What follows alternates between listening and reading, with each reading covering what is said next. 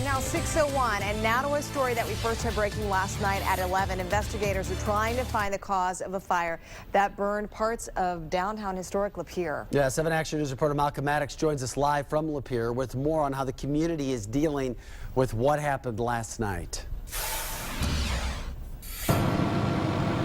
Well, at this point, Vic, firefighters are still assessing the damage. The fire's been out for some time, but 10 hours after that fire began, they're still looking for hot spots and trying to figure out exactly what happened.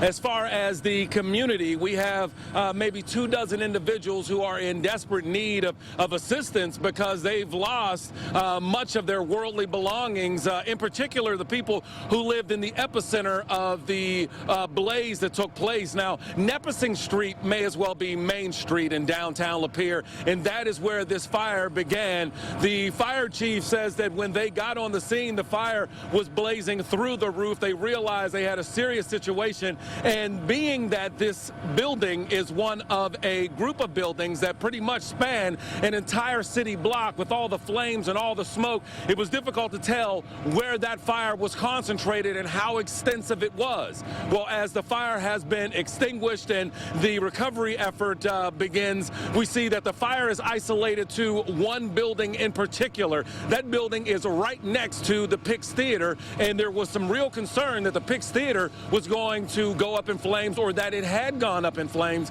That is not the case. I can tell you the Pix Theater did not catch fire. However, it did sustain quite a bit of smoke damage, quite a bit of water damage, and so at 6 in the morning we have nearly 24 people who are not able to go home. Many of those folks have lost just about everything that they own, but of course the good news is that we do not know of any casualties as a result of this fire, and so at this point we have a substantial loss of property, but surely all of that can be replaced. It's unclear right now if the building's owners had insurance, but surely they are happy that there was no one who was seriously injured and no lives have been lost. So again, at this point we have a recovery effort and an investigation effort to see exactly how this fire began. We'll continue to follow this story and bring you the latest details as they become available. But for now, that is the latest from Lapeer. Malcolm Maddox, 7 Action News.